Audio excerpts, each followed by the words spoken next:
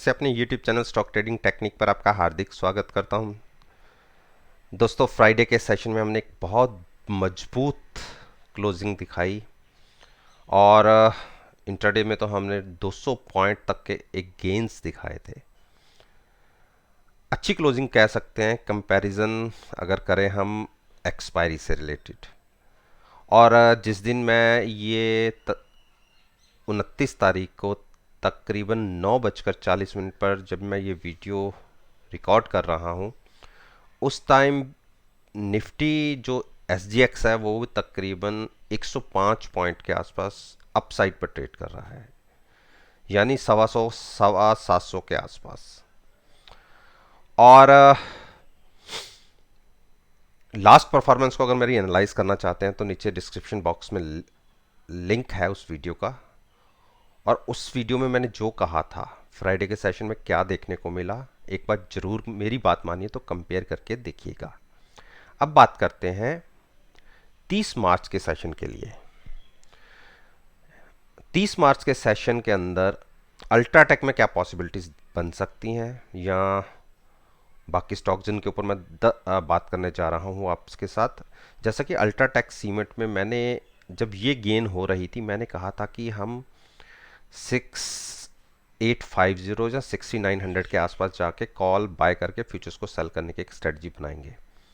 और देखिए, वेडनेसडे की गिरावट, उसके बाद थर्सडे की गिरावट, और हमने कितने अच्छे पैसे वहाँ बनाए। उसके बाद मैंने अपनी पिछली वीडियो में कहा था कि अब हम इसको नीचे की सपोर्ट पर बाइंग करेंगे अगर 6600 के आसपास आया तो। देखिए, नहीं आया, अगले दिन ऊपर खुला और मजबूती फिर से 6800 तक की दिखा दी।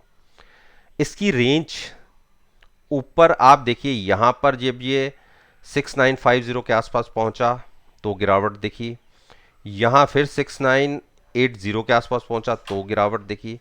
तो आप इसको 6950 और 7000 की रेंज के आसपास जाके कॉल बाय करके फ्यूचर एक सेल करने की एक स्ट्रेटजी बना सकते हैं। यहां पर तो मैं ऊपर से सेल करने की बात कर रहा हूं अगर 6950 के आसपास जाता है। और उसके बिल्कुल ऑपोजिट नीचे अगर ये अपनी सपोर्ट लेता है, वॉल्यूम वेटेज मूविंग एवरेज होती है एक 20 डेज, वो प्राइस आज के दिन के हिसाब से बनता है 6650। अगर इसके आसपास आता है तो पुट बाय करके लॉन्ग चाहिए। तो एक ये 400 पॉइंट्स की एक ट्रेडिंग रेंज है इसकी।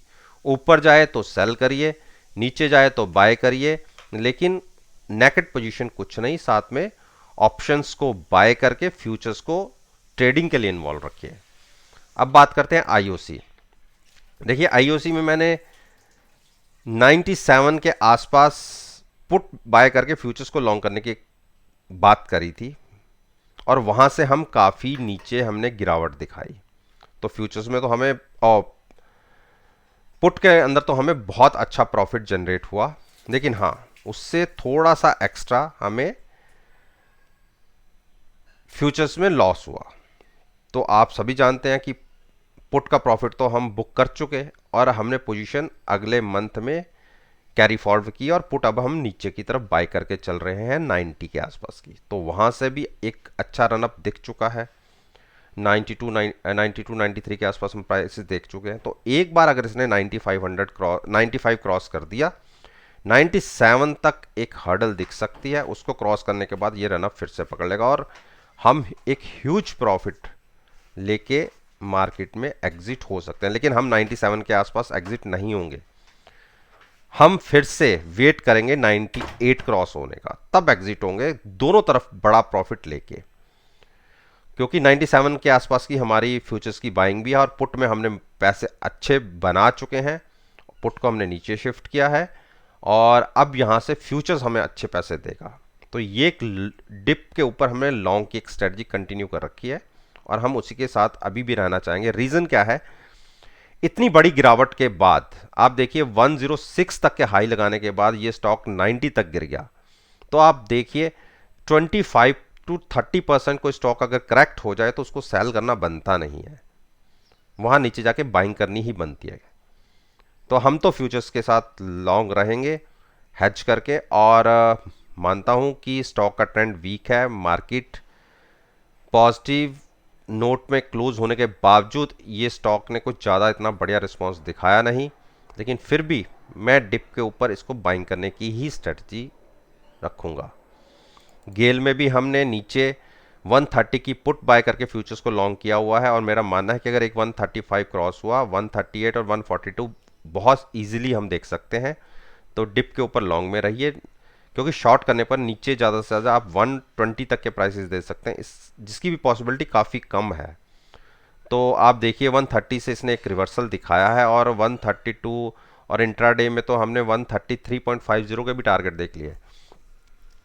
तो हम इसको पोजीशन को कंटिन्यू रखेंगे। और जिसने नई पोजीशन लेनी है, मैं ट्रेडर्स की बात कर रहा हूँ, क्योंकि ऑलरेडी 40 के आसपास आरएसआई चल रही है, तो इतने लेवल्स पे नीचे आके ट्रेड करना नहीं बनता। लेकिन हाँ, ट्रेडर्स अगर बाइंग करना चाहते हैं तो 135 के ऊपर बाइंग करें, शॉर्ट ना करें। टाटा मोटर्स ने नीचे एक बैरियर ब्रेक किया था, लेकिन एक रिवर्सल आ गया। जो एक केस की हियरिंग चल रही थी सुप्रीम कोर्ट में, उसका डिसीजन जैसे ही आया, एक अच्छा बाउंस देखने को मिला और हमने इंट्राडे में 304 तक के टारगेट लगा दिए, जहां हम थर्सडे के सेशन में 282 283 तक क्लोज हुए थे। वहां से तकरीबन अच्छा बड़ा 20 पॉइंट्स का एक रनअप दिखाया। और अगर हमें क्लोजिंग इसकी 305 के ऊपर मिल जाती है, 313 और 320 हर्डल्स होंगे, अगर उसे क्रॉस करते हैं तो एक बड़ा रनअप की तैयारी होगी। लेकिन लॉन्ग्स जाना है तो 310 के ऊपर और शॉर्ट करना है तो 290 के नीचे, इसके बीच में कोई ट्रेड मत लीजिए। ये दोनों प्राइसेस मैंने आपसे बता दी हैं। यूपीएल में एक गिरावट कंटिन्यू हो सकती है, जो 575 तक के टारगेट मैंने आपको बताया था कि वहां तक आ सकता है। बिल्कुल शॉर्ट कर सकते हैं अगर ओपनिंग वीक होती है। अगर 590 के नीचे ओपन होते हैं तो बिल्कुल शॉर्ट कर सकते हैं, at the money call buy करके फ्यूचर सेल करने की एक स्ट्रेटजी ले सकते हैं। टारगेट होगा 575 573। हीरो मोटोकॉप मेरी उम्मीदों के बिल्कुल अगेंस्ट चल रहा है और अपने सारे बैरियर्स नीचे के ब्रेक करता जा रहा है। और हमें घबराहट इसलिए नहीं है क्योंकि पहली पोजीशन हमारी 3350 की पुट बाय करके फ्यूचर्स को लॉन्ग कर रखा है। तो 3350 पुट के अंदर तो हमने ह्यूज प्रॉफिट जनरेट कर लिया और अपनी पुट को हमने नीचे शिफ्ट कर दिया था तकरीबन 2950 के आसपास, लेकिन इसकी क्लोजिंग उससे भी वीक हो गई। तो अब जहां पुट हमने शिफ्ट की है, पोजीशन तो हमारी यहां से भी हैज है, लेकिन जब भी एक रिवर्सल दिखा, देखिए अब सपोर्ट बनती है ये वाली, जो तकरीबन ये मान लीजिए अक्टूबर का लो था। तकरीबन 2790।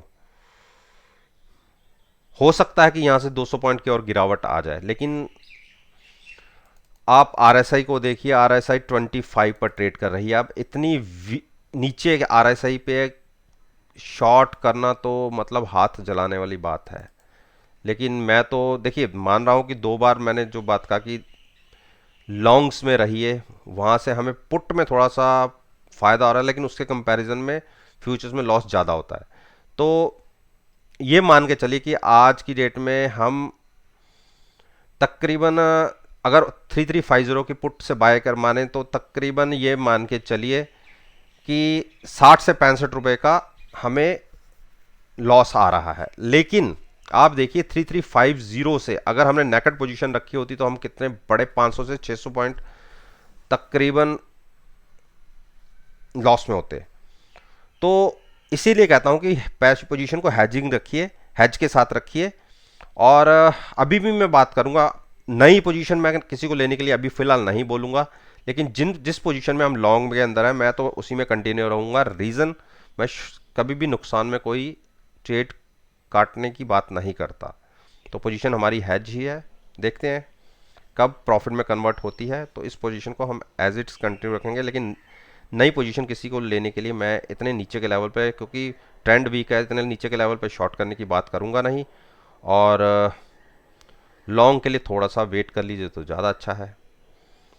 टाइटन में तो एक अनएक्सपेक्टेड रिवर्सल आया है। जैसा एक गिरावट थर्सडे के सेशन में देखी थी, बिल्कुल उसके ऑपोजिट ओपन हुआ और वहीं से इसने एक रिदम पकड़ी और जैसे ही इसने 1480 या 75 को क्रॉस किया, एक बड़ा रनअप ऊपर की तरफ देखने को बोला और अब लगता है कि जो इसका रिसेंटली हाई था 1530 का, उसको ब्रेक कर सकता है और बुलिश क्रॉसओवर बना है। आप देखिए, तो आप बिल्कुल कंटिन्यू रह सकते हैं। थोड़ा सा अगर 1480 के आसपास की पुट बाय करके अगर लॉन्ग्स में रहेंगे तो लिमिटेड रिस्क को मैक्सिमम रिवॉर्ड वाली एक स्ट्रेटजी कंटिन्यू होगी।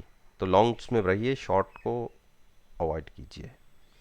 टीसीएस टीसीएस को थोड़ा सा वेट एंड वॉच की स्ट्रेटजी में रखिए। अपनी क्रूशियल एवरेज के आसपास ही क्लोज हो रहा है। कल जो थर्सडे की क्लोजिंग मिली थी उस वीडियो में मैंने कहा था इसको वेट करिए, आज भी कह रहा हूँ इसको वेट कीजिए। अभी जब तक अपनी मूविंग एवरेज से इधर उधर क्लोज नहीं होंगे तब तक हम कोई ट्रेड इसमें नहीं लेंगे। मारुति में तो मेरा मानना है कि मैं तो 7000 की पुट के साथ ही लॉन्ग की रिकमेंडेशन देता आया हूँ और उसके बाद मानता हूँ कि एक नीचे की तरफ काफ़ी बड़ी गिरावट दिखी वहाँ से तकरीबन 250 पॉइंट्स की, लेकिन अभी भी हम डिप पे इसको बाइंग करने की ही स्ट्रेटजी रखेंगे। पहले हमने 7000 की पुट के साथ लॉन्ग रखा था और अब जो नई पोजीशन लेना चाहते हैं वो 68 की पुट के साथ भी लॉन्ग रह सकते हैं। 68 की पुट बाय करके फ्यूचर्स को लॉन्ग करने की एक स्ट्रेटजी ली जा सकती है। डिप पर बाइंग कीजिए, अच्छा स्टॉक है। ब्रिटेनिया में देखिए, इतनी बड़ी थर्सडे को एक गिरावट देखी थी, उसको सबको ख़त्म करते हुए फिर से इसने 3500 के ऊपर की क्लोजिंग दिखा दी है और यही इसका क्रूशियल एक लेवल भी है। यहीं पर संभलता है, यहीं पर रुकता है, यहीं से चालू होता है चलना। देखिए पिछले 10-15 दिन लगातार इसने 3500 के आसपास को छुआ, उसको क्रॉस नहीं हो पा रहा था। एक दिन हमें ऊपर क्लोजिंग मिली ज़बरदस्त और उसके बाद हमने वहीं ट्रेडिंग शुरू की और एक गिरावट थर्सडे को और फिर अगले दिन एक अच्छी क्लोजिंग। तो अब हमें आरएसआई क्या कहती है। आरएसआई एमएसीडी तो बुलिश क्रॉसओवर है। आरएसआई नीचे के लेवल से थोड़ा सा दिखा रही है ऊपर की तरफ, तो आप 3500 की पुट बाय करके फ्यूचर्स को लॉन्ग करने की एक स्ट्रेटजी बना सकते हैं, लेकिन रिस्की ट्रेड होगा थोड़ा सा, क्योंकि ऊपर जाने पर एक गिरावट दिखती है स्टॉक के अंदर। तो फिर भी हमारी पोजीशन हैज होगी, तो कोई अनलिमिटेड लॉस वाली तो कोई बात नहीं है। तो 3500 की पुट बाय करके फ्यूचर्स को लॉन्ग कर सकते हैं जिन्होंने नया ट्रेड लेना है। तो पहले पॉजिटिव ओपन हो का तकरीबन हाफ एन आवर अपसाइड पर बना रहे फ्राइडे की क्लोजिंग से, तब एक आप पॉजिटिव साइड पर ट्रेड ले सकते हैं प्लस करके फ्यूचर्स को और eight the money put buy करके, यानी अपनी पोजीशन को हेज करते हुए लॉन्ग साइड पर पोजीशन क्रिएट कर सकते हैं, शॉर्ट अभी नहीं। तो दोस्तों, ये मैंने निफ्टी इंडेक्स के 10 स्टॉक्स के ऊपर अपना ओपिनियन आपके साथ शेयर किया है और मेरा मानना है कि अगर आप मेरी इस वीडियो को 30 मार्च के सेशन के साथ एनालाइज करेंगे, यकीन मानिएगा आपको बहुत अच्छे पॉजिटिव रिजल्ट्स देखने को मिलेंगे। वीडियो अच्छी लगी हो तो लाइक ज़रूर कीजिएगा, शेयर कीजिए और मेरे यूट्यूब चैनल को सब्सक्राइब करना मत भूलिए।